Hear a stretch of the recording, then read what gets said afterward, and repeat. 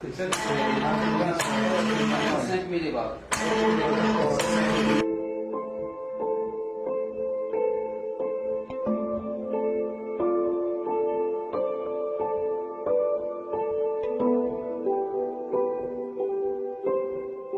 مراد محمد بن عثمان دكتور en génie biomédical.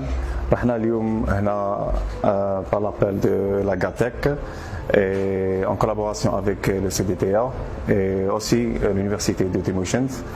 Nous sommes ici aujourd'hui pour développer un respirateur artificiel vu la situation d'urgence que connaît notre pays et vu que le nombre de respirateurs artificiels sera en manque lorsque la vague de l'épidémie sera à son pic en Algérie.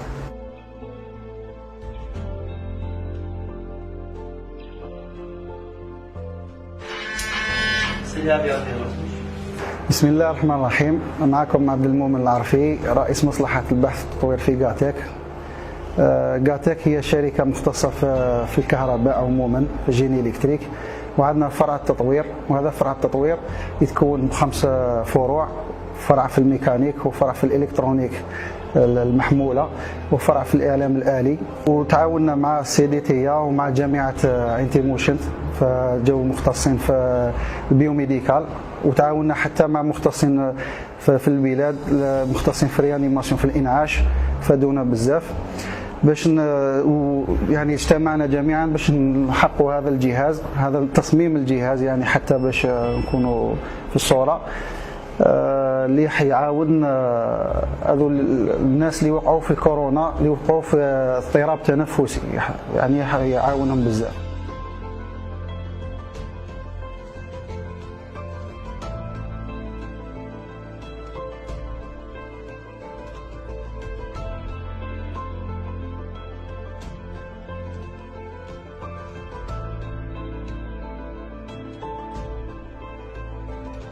Riyad Brahimi, je suis le président directeur général de la SPA Global Algerian Technology. Nous avons décidé le 16 mars au soir de prendre l'initiative en co-développement avec le CDTA du respirateur artificiel à développement 100% algérien. Tous les pays se sont retrouvés à partir de cette date-là, à cause de la situation sanitaire du monde, se retrouvent dans une situation de quasi-embargo. Donc nous avons pris cette initiative.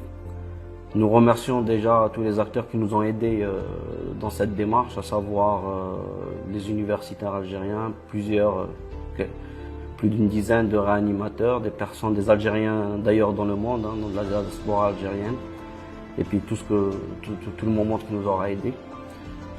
Le but, alhamdoulilah, une première étape a été franchie aujourd'hui, à savoir le dispositif, le premier prototype est opérationnel et prêt à être industrialisé.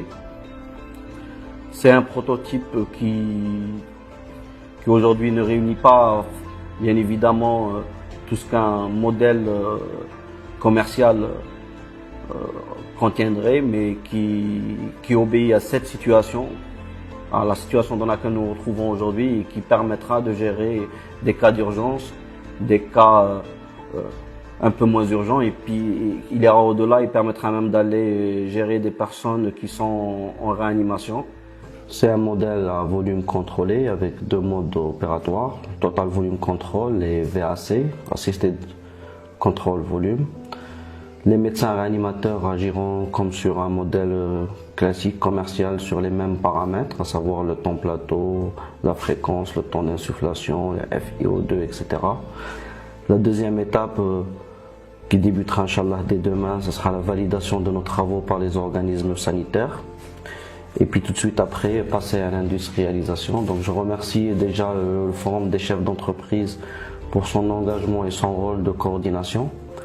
Dans la commission d'ailleurs que je préside au sein du Forum Recherche et Développement et Université, nous allons tout de suite entamer une démarche de mobilisation de la totalité de nos membres. Plusieurs se sont d'ores et déjà manifestés avec le soutien de l'État et des organismes de notre chère patrie pour que rapidement nous puissions délivrer des respirateurs d'une façon complètement gratuite à nos hôpitaux, aux patients algériens et aux Algériens d'une façon générale.